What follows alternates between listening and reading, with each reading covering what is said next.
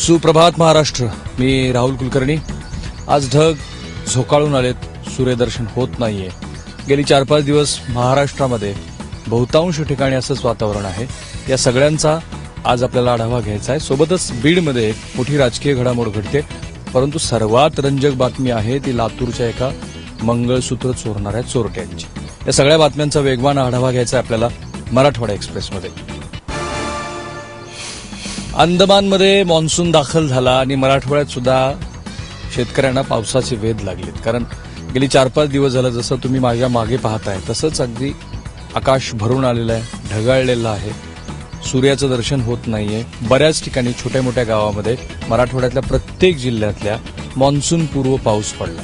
त्यामुळे जर अंदमानमध्ये वेळेआधी मान्सूनचं आगमन झालं तर 7 जून ही जी मृग नक्षत्राची तारीख आहे त्या तारखेवरती महाराष्ट्रामध्ये सुद्धा मान्सूनचं आगमन होईल अशी आशा शेतकरी व्यक्त करतोय.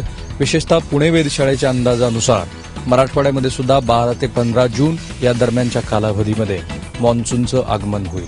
गेल्या 10 वर्षामध्ये मृग नक्षत्राच्या मुहूर्तावरती मराठवाड्यामध्ये पेरण्या सुरू होण्याचं प्रमाण फार कमी राहिलेलं आहे. यावर्षी जर सलग दुसरी वर्ष मान्सूनचं वेळेवरती आणि भरपूर आगमन झालं तर गेली 4-5 वर्ष मराठवाड्यावरती असलेलं दुष्काळाचं सावट निश्चितपणे कमी होईल. आजची खरी रंजक बातमी आहे लातूरमधल्या मंगळसूत्र चोरी करणाऱ्या राजाभाऊ राठोड या चोरट्याची. या चोरट्यांनी काय नाही केलेलं. लातूर शहरातल्या प्रतिष्ठित भागामध्ये या चोरट्याचा पोलीस तपासात निष्पन्न झाले. 45 लाख रुपयाचा बंगला आहे.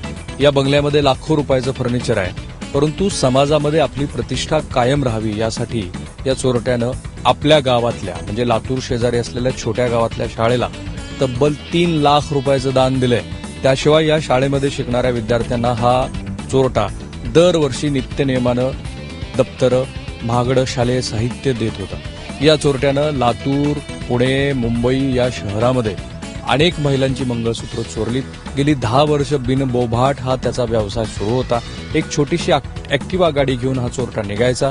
एकट्या डुकत्या महिलेला पाहून तो तिच्या गळ्यातलं मंगळसूत्र खेचून घ्यायचा आणि गेल्या 10 वर्षात या भामट्यानं या मंगळसूत्र चोरीतून लाखो रुपयाची मालमत्ता जमा केली आहे. पोलिसांच्या तपासात जेव्हा त्याचा बंगला पोलिसांनी पाहिला तेव्हा त्याच्या बंगल्याच्या बाहेर थेट सीसीटीव्ही लावण्यात आले होते. म्हणजे या चोरट्यांनी आपल्यावरती पोलिसांची नजर राहू नये म्हणून आपल्या बंगल्याभोवती सीसीटीव्ही लावले होते आणि बंगल्याच्या आतमध्ये लाखो रुपयांचं फर्निचर केलेलं होतं. आता या चोरट्याबरोबरच मुरुडमधली व्हॉट्सअपची एक बातमी आपल्याला बघायची.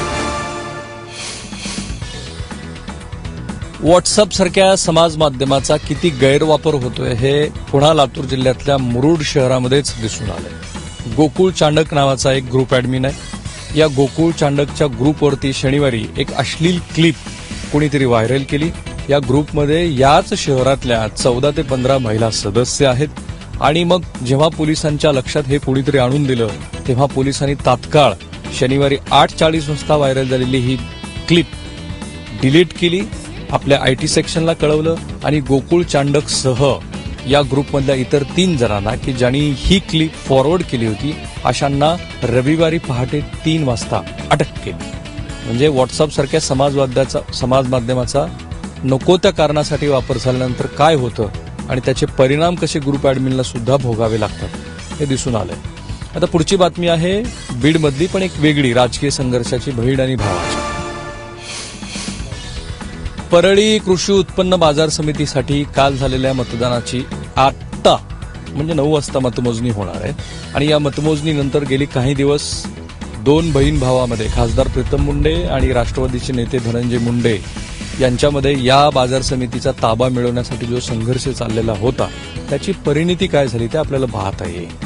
गंमत अशी आहे की या बाजार समितीचे जे मोजकेच मतदार आहेत हे मतदार आपल्याच ताब्यात राहावेत आणि आपल्यालाच मतदान करावं म्हणून या मतदारांच्या सहली आयोजित केलेल्या होत्या.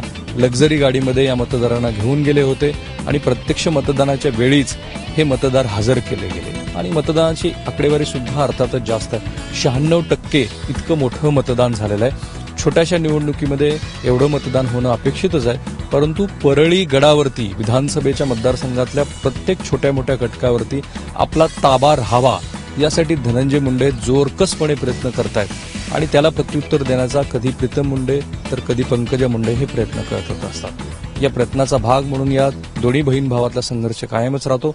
आता या संघर्षाची नेमकी कुणाची विजय झाला या संघर्षात ते दिसेलच थोड्याच वेळामध्ये. हिंगोलीमध्ये पुणे विरुद्ध पंजाब या सामन्यावरती आयपीएलच्या सट्टा लावत असताना पोलिसांना खबर मिळाली आणि त्यानुसार अंबिका टॉकीजच्या जवळ जेव्हा पोलिसांनी प्रत्यक्ष धाड टाकली तेव्हा दोन महाशय हे आयपीएलच्या सामन्यावरती सट्टा लावताना पोलिसांना आढळून आले. त्यांच्यासहित इतर काही जणांना पोलिसांनी ताब्यात घेतलं होतं, परंतु प्रत्यक्ष चौकशीनंतर बाकीच्यांना सोडून दिले. मात्र हे दोघेजण या सामन्यावरती आयपीएलचा सट्टा खेळत असताना 10,500 रुपयाच्या रकमेसह पोलिसांना आढळून आले. 10 वर्ष पूर्तीनिमित्त आयपीएलनं ज्या जोरकसपणे जाहिरातबाजी केली आहे त्या पार्श्वभूमीवरती आयपीएलची क्रेज 3 वर्षानंतर पहिल्यांदा वाढताना दिसते आणि या वाढलेल्या क्रेजचा फायदा घेण्याचा सट्टेबाज जागोजागी प्रयत्न करतात. परंतु हिंगोलीसारख्या छोट्याशा शहरामध्ये आयपीएलवरती सट्टा लागावा. मध्यंतरी बातमी आली होती की राजस्थान संघातल्या काही खेळाडूंची सुद्धा पोलीस चौकशी करतात. निसर्ग आणि प्राणीमात्रावरती प्रेम करायचं सोडून मनुष्य नेहमी या दोन्ही घटकाला इजा पोहोचवण्याचा प्रयत्न करतो. उस्मानाबादच्या गड देवदरीमध्ये हीच घटना शनिवारी उघड झाली होती. 14 मोरांना अमानुषपणे कुणीतरी अज्ञातांनी मारून टाकलं होतं. 14 मोराचा हा मृत्यूचा आकडा वाढत आता 17वरती पोहोचलेला आहे. बेशुद्ध झालेल्या 3 मोरापैकी 2 जणांची प्रकृती अद्यापही गंभीर आहे. महत्वाचं म्हणजे इतक्या सुंदर पक्ष्याला का मारून टाकलं याचा शोध अद्यापही वन विभागाला लागलेला नाही. जेव्हा वन विभागानं इथे पंचनामा केला तेव्हा तिथे विषारी घटक काही आढळून आलेले होते. या गड देवदरी जो डोंगर भाग आहे या भागामध्ये मोरांची संख्या खूप जास्त प्रमाणात आहे. बहुधा या मोराकडून शेतामध्ये असलेल्या काही पिकांना नुकसान झालं असावं आणि त्यातून कुणीतरी हा अगोचरपणा केला असावा असं दिसतंय.